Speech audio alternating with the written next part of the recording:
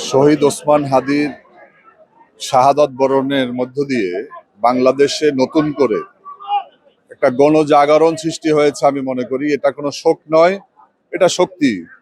কুল্লু নাফসিন যায়কাতুল মাউত, প্রত্যেক জীবকে তার মৃত্যুর স্বাদ গ্রহণ করতে হবে। তবে তার মৃত্যুটা কেমন হবে, তার মৃত্যুতে দেশ জাতিকে নাড়া দেবে কিনা, সমাজ পরিবর্তনে তার সব যাত্রা কতটুকু কাজে আসবে, এটাই হচ্ছে বড় বিষয়। আমরা দেখেছি যে আজকে সারা বাংলাদেশের মানুষের মধ্যে শহীদ ওসমান হাদির জন্য তার যে ভালোবাসা, তার প্রতি যে মমত্ববোধ, এটা বাংলাদেশে ফ্যাসিবাদের বিরুদ্ধে এবং আধিপত্যবাদের বিরুদ্ধে একটা বড় ধরনের জাগরণ বলে আমি মনে করি।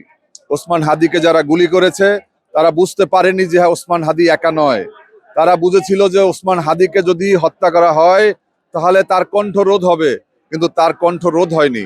আজকে ওসমান হাদির পরিবর্তে আজকে লক্ষ কোটি ওসমান হাদির জন্ম হয়েছে। আমাদের এই কণ্ঠকে কেউ স্তব্ধ করতে পারবে না।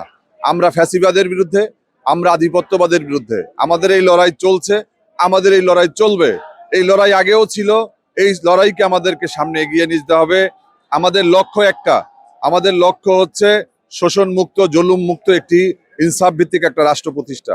ওসমান হাদির যে লক্ষ্য ছিল ইনসাফ ভিত্তিক রাষ্ট্র প্রতিষ্ঠা, এই রাষ্ট্র প্রতিষ্ঠার মধ্য দিয়েই আমি মনে করি যে আগামী যে নির্বাচন, সেই নির্বাচনে আমাদেরকে চাঁদাবাজ মুক্ত, দখলবাজ মুক্ত, টেন্ডারবাজ, দুর্নীতিবাজদেরকে আমাদের প্রত্যাখ্যান করতে হবে।